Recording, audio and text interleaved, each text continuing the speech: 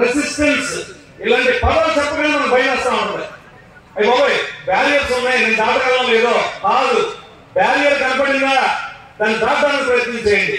Comfort గా లేదా మీకు డిస్కంఫర్ట్ అర్థం చేసుకోండి దాన్ని. ఆ డిస్కంఫర్ట్ లో కూడా మీరు బ్రతకడానికి ట్రై చేయండి. కంఫర్ట్ లో మీకు దీన్ని స్ట్రెచ్ చేసుకోవడం అంట. మనం స్ట్రెచ్ అవుతాం అన్నమాట. మన పరిధిని పెంచుకుంటాం. ఈ వాళ్ళంతా మీరు పొద్దు నుంచి సాయంత్రం కష్టపడితే బ్యారియర్స్ దాటి నిన్న ఈవినింగ్ కన్నా ఈ రోజు ఈవినింగ్ మీ ఎబిలిటీస్ పెరుగుతాయి. 10th క్లాస్ లో కానీ వాళ్ళు మీరు బాగున్నారు, ఇంటర్మీడియట్ లో 5th క్లాస్ లో కానీ 10th క్లాస్ లో మీరు బాగున్నారు. కారణం మీరు స్ట్రెచ్ అవుతున్నారు. అలాగే బాగా స్ట్రెచ్ అవ్వడానికి ట్రై చేయండి. భగవంతుని ర్యాంక్ అడగండి, భగవంతుని డబ్బులు అడగండి, భగవంతుని ఆరోగ్యం అడగండి. ఒకటి అడగండి, ఎటువంటి అవరోధాలు ఏర్పడినా వాటిని తట్టుకొని వాటిని దాటగలిగేటువంటి శక్తియుక్తులు ప్రసాదించమని చెప్పి అడగండి అందరూ. అప్పుడు ఏ సమస్య వచ్చినా మనం దాన్ని పరిష్కరించుకుని ముందుకు వెళ్ళగలుగుతాం. కాబట్టి విద్యార్థులందరినీ నేను కోరేది ఒకటే, 8th క్లాస్ వాళ్ళు చాలా అదృష్టవంతులు. ఎందుకంటే వాళ్ళు మీరు ఏమైనా ఇన్స్పైర్ అయితే మీరు ఇంటర్మీడియట్ అవ్వడానికి ఇంకా మీకు 4 ఏళ్ళు టైం ఉంది. 8th అయిపోయింది, 9th 10th intermediate. 9th class వాళ్ళకి కూడా టైం ఉంది, ఇంకా 3 ఏళ్ళు. 10th వాళ్ళకి ఇంకా 2 ఏళ్ళు ఉంది. ఫస్ట్ ఇయర్ వాళ్ళకి 1 ఇయర్ ఉంది. కాలం చాలా విలువైంది. సక్సెస్ అయిన వాళ్ళు ఎవరిని తీసుకున్నా ఎవరైతే కాలాన్ని గౌరవిస్తారో వాళ్ళే గొప్పవాళ్ళు అయ్యారు. So respect the time, respect the time, it will take you to peace. So మీరంతా కూడా బాగా కష్టపడతారని నిన్న బాబురావు సార్ అన్నారు. చూడండి, పొలిటికల్ మీటింగ్స్ అని కూడా ట్యాక్లు వేయండి, లేకపోతే ఇంకోటి వేయండి, విజిల్స్ వేయండి, ఓకే బాగానే ఉంటుంది. వెయ్యాలి కూడా అక్కడ లాభాలకే దిక్కు రాదు. పొలిటీషియన్స్ మాట్లాడాలంటే ఆ విజిల్స్ ఏమి ఉండాలి, చప్పట్లు, ట్యాక్లు, పేరెంట్లు ఏమి ఉండాలి. ఇటువంటి మీటింగ్ లో మనం డిగ్నిటీ మెయింటైన్ చేయాలి. మీరు చాలా మంచి పిల్లలు, బంగారం, మీరంతా కూడా డిగ్నిటీ ఉండాలి. అసలు మనం నడుస్తుంటే ఒక ఆరా ఉండాలి మన చుట్టూ, మనం మాట్లాడుతుంటే ఒక ఆరా ఉండాలి. అసలు మనం నడుస్తుంటేనే ఒక వైబ్రేషన్స్ ఉండాలి చుట్టుపక్కల అంతా కూడా. దాన్ని ఆరా అంటున్నాం.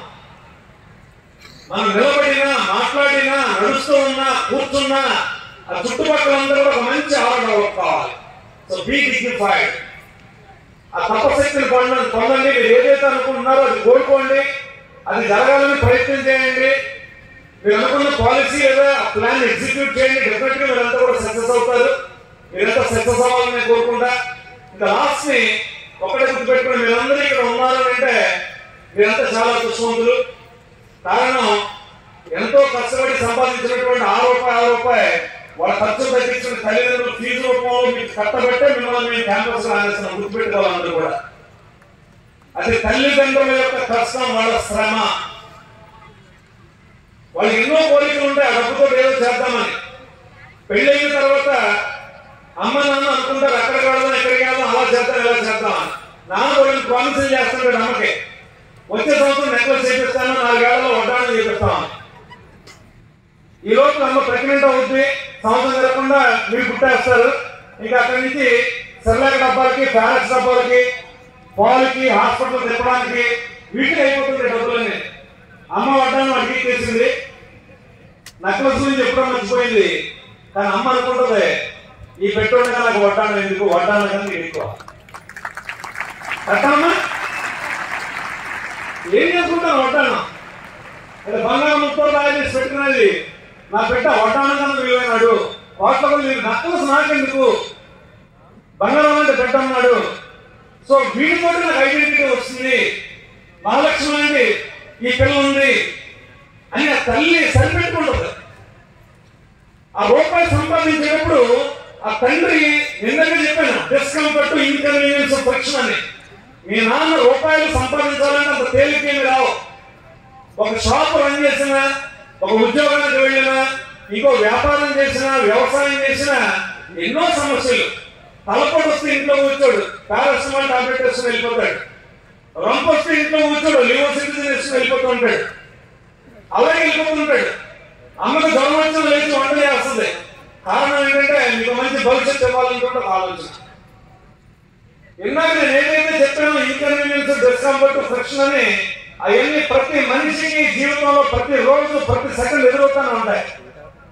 ఇన్స్పిరేషన్ కి వీళ్ళు అక్కర్లా, మేము ఎవరో అక్కర్లా, మీ అమ్మ నాన్న చాలు, గుర్తుపెట్టుకోండి అందరూ. మీ తల్లి చాలు, మీ తండ్రి చాలు ఇన్స్పిరేషన్ కి. వాళ్ళు కష్టపడుతున్నారు, అందులో 50% కష్టపడండి, వడ్డానం కన్నా మీరు మారుతారు. ఒక పెద్ద కారు టెస్లా కారు కన్నా మీరు ఎక్కువ అమ్మ నాన్నకి.